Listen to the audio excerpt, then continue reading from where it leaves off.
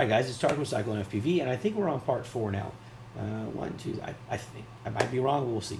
So in either case, what we've done now is we just got done setting up our SD card, formatting it, right? So it's in 16 gig or 8 gig in size. If it's larger than that, we went through the instructions on how to set that up. Now it's formatted and it's been put in our radio. Now we're going to start downloading our software. So let's have some fun. First thing we're going to do is I'm going to give you the screen here to look at for the computer side. So we created our folders, right? Student X9Lite is the one that I'm working in that we're using as an example. We've got our files here ready to go. So now what we're going to do is minimize this screen. Let's go back to our OpenTX. It's time to make a radio profile for this, okay? So what I'm going to do is this. I'm going to go to Settings, go to Radio Profiles, and then go to Add Radio Profile. You know what? Mine won't. Hold on a second. I remember now. I have to delete one of mine because I have way too many here. So let me see how I want to do this. What should I delete? So sad. I guess I'll just start deleting things left and right here. So let's go ahead and I'll delete my my X9Lite. Okay. So I'm going to click that, and then I'm going to go to my settings and radio profiles, and I'm going to delete. Whoops. I'm going to delete my radio profile. You don't have to worry about this, but I have to delete one because I've run out of space to be able to create it. All right, let's try again then. You guys are going to go to Settings, you're going to go to Radio Profiles, and you're going to click Add Radio Profile. Very important that you pay attention to this part, okay? First thing you're going to do is call your, put your radio profile name. So let me get my keyboard here, and I'm going to name mine. Now you would name yours, you know, whatever you want. Just make sure you put the radio name in there so you know what you're talking about when if you end up with multiple radios. So I'm going to name mine Student X9Lite. Okay, you name yours whatever you like, but just again, make sure you know what it means. Make sure you know how to reference it. Okay. The next thing you want to do is come down here to our radio type and click the plus here, or the drop down, or the dot, whatever that is, and go look for X9Lite, not S, but the regular one. Click that, and then I want you to select the following. Make sure, well, this is first your language, so I'm using English, so we're going to leave English on here. You can select whatever you'd like. I'm going to use, but you do need to check these boxes, and we'll explain all this later in different chapters, okay? So the No Heli we're going to check, the Lua we're going to check, and the Flex R9M we're going to check, okay? Now here's the cool part. We made these folders earlier so that we could answer the following question. Where's our SD structure path? Well, that's our SD card folder we created. So click Select Folder, and from here I want you to go to your desktop, go to your transmitter folder, the Student X9Lite, and then here is our SD card. So if you click it once, it fills out the folder down here. You click Select Folder. You're going to do the same thing for your backup. So you click Select Folder, go to Desktop, go to Transmitter, go to Student X9Lite, then go to Backup, make sure it's in the folder here, and then click Select Folder. All right? So a couple more things that we want to look at. You want to make sure you check this box here that says Enable Automatic Backup. You want to back up your stuff before you write new firmware, okay? Your Mode 2 is fine. You can leave Mode 2 as just as it is with RETA as your settings. Under here, you want to check both boxes. One is to append the version number to the file name. I would do that all day long. And then the next one is to write it after you download it. That's fine, although in this case, we're going to download it and we're going to write it after, okay? The next thing you do is come up to the top and click the second tab, which is Application Settings. And when you click that, just look all the way around and make sure, I do not want prop for radio profile, so take that out. But make sure you've got these checked if you could, and then you want stable releases. Do not get testing releases, stable releases, and then just follow and make sure your stuff looks the same here. The one thing you will not have probably set is the automatic backup folder. We made a folder for you, so click Select Folder, go to Desktop, Transmitter, and then go to your X9Lite. Wait, hold on, I went to the wrong one. I went to Student X9Lite, and then click your backup folder and click Select Folder, and you're set. Make sure you have all the checkboxes marked like I do here. So enable automatic backup, we already discussed that. We want that. Remove empty model slots, that's fine. And then number 1, number 3, and number 4. When you're done with all of this, if you can go back and make sure you've got the right radio type here and everything else looks good, go ahead and click OK. Okay. Now we've just told the computer what radio we want it to download software for. Okay. So now we're going to look at this arrow right here, and this is our download arrow. So we're going to click it. And what we're going to do is we're going to say download firmware.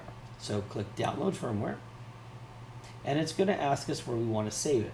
Well, that's that OpenTX FW folder we created. So go to Desktop, go to Transmitter, go to Student X9Lite, and then right here is the folder we're going to save it in. But what we want to do is we want to kind of shrink this file name down. So I'm going to shrink it down just like this, because it's hard to read a long file name on one of these radio screens. So what I'm going to do is I'm going to leave it say OpenTX-X9Lite-2.3.11-OTX.bin. That gets rid of all the other stuff that's really not that important. It tells me what radio it is, it tells me what firmware it is, and then I'm done. After that, I'm good to go. So if you have it looking like that, go ahead and click Save. It doesn't take very long to download this part, okay? But it will take long to download the SD card contents. Although this is taking a little bit of time. It usually doesn't take this long, but it seems to be taking a little bit of time today.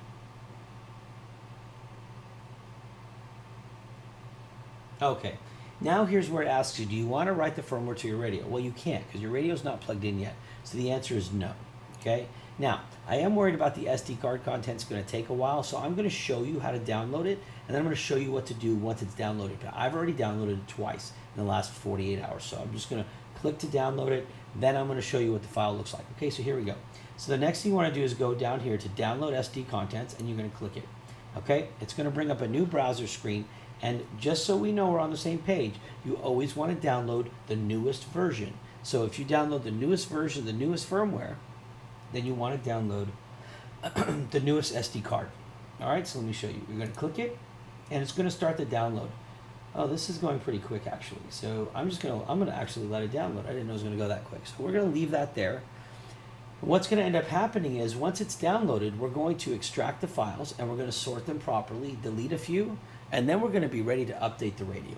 Okay, so let's just give this a second, show you exactly what we're going to do. And let's see, it says 1 minute left. All right, so I'm going to now pretend like it's already done, because in my downloads folder, so when it's done, you're going to do the same thing you did when the companion downloaded. You're going to click the arrow and go to show in folder. Okay, so let me show you what happens when it opens the folder. I did click show in folder, right? I hope so. There it is. Okay, so this is my file downloading right now, but as you can see, it's right here. I've already downloaded this file already. So here's what I want you to do. Just follow my instructions. When that file is done being downloaded, right, it's going to show up like a zip file right here. This says I have 30 seconds left. Fine. So let's just assume it's done. So when you get this file, it's going to look just like this. You're going to right click on it, and you're going to left click on cut. Okay. Then I want you to go to your desktop folder, then go to your transmitter folder, then go to your student X9Lite folder, and then anywhere on the screen here, I want you to right click, and then I want you to left click on paste. And that's going to bring that SD card content compressed folder over. Okay. Now mine, the second one is still downloading, but we already have one here. From here, what you need to do is you find your file, you right click on it, left click on extract all, and then just click extract. Okay. And it's going to now take the contents out of that zip folder and make it to where we can edit them, we can move them, we can copy, we can delete, whatever we want to do. So let's give that a second. About a minute, I guess. And let's see, while that is happening, I'm just going to close this out, you know. All right. Whoops, let me go back. There we go.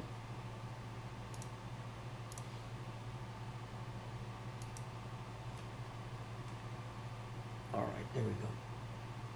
So we'll just leave this running here because it's going to take just a minute. It takes about a minute or so, or a couple of minutes actually, to do that. So while that's happening, I'm going to go ahead and put a couple things away.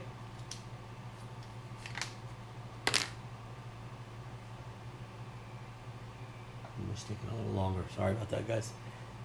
Okay, so while we're doing that, let's see.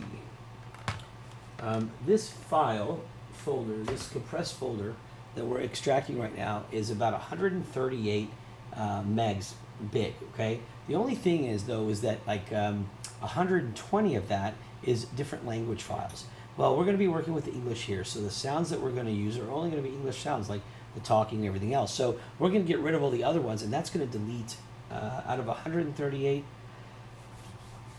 You should have probably about 16 to 18 megs. So you're going to delete about 120 megs, okay, just by deleting all the languages you don't need. I'm going to show you exactly how it's going to work here. We're almost done. It says it's about 10 seconds, so let's give it a second here, or let's give it 10 seconds here, and we should be good to go. Ready? Come on, come on, come on, come on, come on. Okay, perfect. So when it's done, it's going to show us what we have here. Go ahead and close that window. You can minimize the browser. And we want to go to desktop, transmitter, student X9Lite. Okay, now here's the zipped compressed folder. All right, and leave that there. I'm not telling you to delete it. Here's the extracted folder right here. If you double click on that, and you then go to sounds, double click on that, look at all these folders. Okay, these are the things we don't need. So you can go ahead and highlight them or put check boxes, whatever you want to do. Once they're blue, leave the English one if you're going to use English. Once they're blue, go to any one of the blue lines and right click. And then scroll down to delete and left click. And they're gone. Okay? So now we're going to go back up one level. And then we're going to go back up to our student X9Lite folder. And here we have our SD card folder. And here we have the contents from our downloaded folder. I want you to double click again on this one. And I want you to make sure you select every file. I don't care if you put check boxes or what have you, but do not leave files out, and definitely do not leave this OpenTX version file out, okay?